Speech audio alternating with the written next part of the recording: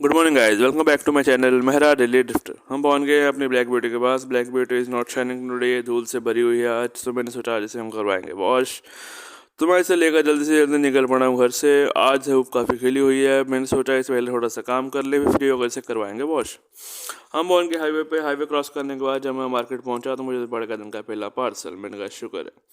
मैं जल्दी से निकल पड़ा हूँ कस्टमर के लोकेशन की ओर। हम पहुंच गए हैं घंटा घर। आपको पता है घंटा घर में जाम ना हो ऐसा तो कभी होता ही नहीं है, पर जैसे ऐसे करके मैंने उस जाम को किया ओवरटेक और हम पहुंच गए कस्टमर की लोकेशन पे। यहाँ पर बात चल रहा है कि एक छोटा सा बोरा है। मैंने कोई बात नहीं, पर एक और लोकेशन से भी कस्टमर का सामान उठाना था। तो मैंने कहा नहीं सर, दोनों नहीं जाएंगे, क्योंकि दूसरी भी उनकी बेटी थी, वो कह रहा नहीं लेके जाओ। मैंने कहा भाई नहीं जाएगा, ये ऑटो नहीं है।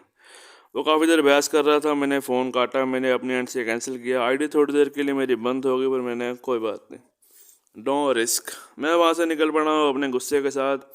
उसको कंट्रोल करने के लिए मैंने सोचा चलो बाइक का वॉश करवाया जाए, आईडी थोड़ी देर का बंद तो हो ही गई है।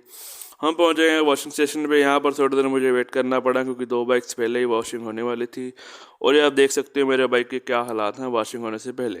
ये इतनी ज़्यादा गंदी थी कि देखकर मुझे बुरा लग रहा था। भैया ने जल्दी जल्दी उस पर मारा पानी, और पानी मारने के बाद उसकी जब धूल उतरी तो उसकी असली खूबसूरती निकली बाहर। भैया ने जल्दी जल्दी लगाया उस पर साबुन। साबुन लगाने के बाद जल्दी जल्दी उस पर फिर से पानी मारा, और भाई देखो बाइक धुलने के बाद ना मज़ा ही आ जाता है, अलग ही निकलने लगती है। भैया ने लगा दिया इसे धूप में। वो कह रहे इसको थोड़ी देर आप सन बात लेने दो। मैंने कहा ठीक है जी।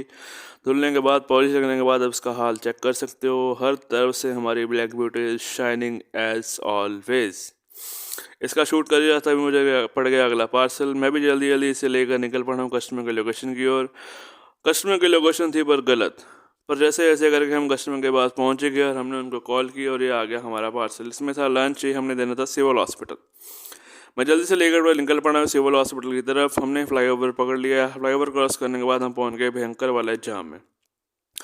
यहाँ पर 10 मिनट लग गए, पर जैसे ऐसे करके क्रॉस करके हम पहुंच गए हॉस्पिटल। कस्टमर किया मैंने कॉल, और जल्दी कस्टमर आ गए हैं। उनको दिया हमने पार्सल, उनसे लिए पैसे, और हम वहाँ से रवाना।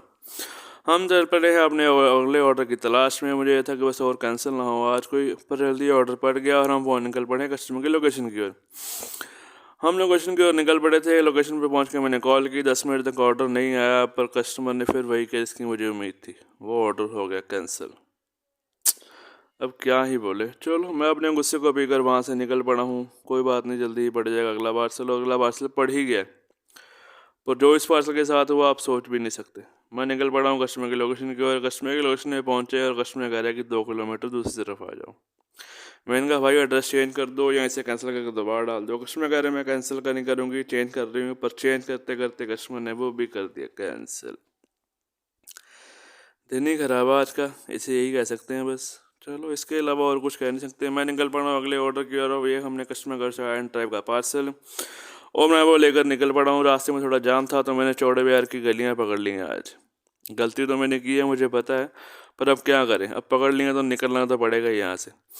यहाँ से जैसे ऐसे करके मैंने गाड़ी निकाली, और तभी मैं बैठ गया अगला पार्सल। ये इसने तो आज दिन ही बना दिया मेरा, डबल ऑर्डर हो गया। हम यहाँ पहुँच गए हैं। कस्टमर से हमने उठाया ये लिफाफा, और मैं वहाँ से निकल पड़ा गुड मंडी की पतली पतली गलियों से जो ट्रैफिक से भरी होती हैं, और यहाँ पर पार्किंग में फंस गए। यहाँ से निकले तो मैंने पकड़ लिया फ्लाईओवर। फ्लाईओवर में मैंने गाड़ी जल्दी से भगाई। पहले कस्टमर के पास हमने रोड पे ही उनको दिया ये पार्सल, उनसे लिए पैसे, और हम वहाँ से जल्दी से निकल पड़े दूसरा पार्सल डिलीवर करने के लिए। वो मैंने देना शिमलापुरी। हम जल्दी से पहुंच गए हैं bus stand. Bus stand cross कर ही रहे थे। यहाँ का व्यू बड़ा अच्छा है, इतना खुला खुला रोड। देर टाइम खराब होने के बाद लोकेशन पे पहुंच कर उनको दिया पार्सल। यहाँ पर पता चला कस्टमर के ऐप में ओटीपी नहीं है, ऑर्डर कैंसिल हो रखा है। मैंने कंपनी में कॉल की, उन्होंने वेरीफाई किया, तब जाके मुझे ओटीपी मिला। जब दिन खराब हो ना तो सारा दिन यही दिक्कतें ही होती हैं, बस इतना ही है। चलो जैसे जैसे करके मैं ओटीपी लेकर वहाँ से निकल पड़ा हूँ। अब जल्दी से जल्दी पार्सल पड़ जाए, मुझे बस यही था, जल्दी पड़ ही गया। ये पार्सल हमारा एन टाइप का था। मैं निकल पड़ा हूँ कस्टमर की लोकेशन की ओर। वहाँ पर वो कह रहे एक छोटे से बोरे हैं 2-4, खाली ले आओ। मैंने कहा ठीक है। मैंने सैंपल उनको फ़ोटो खींच के भेजी। बाद में भाई साहब ने फ़ोन उठाना ही बंद कर दिया। और फिर क्या हुआ, कंपनी को कॉल करके हमने वो करवा दिया कैंसिल।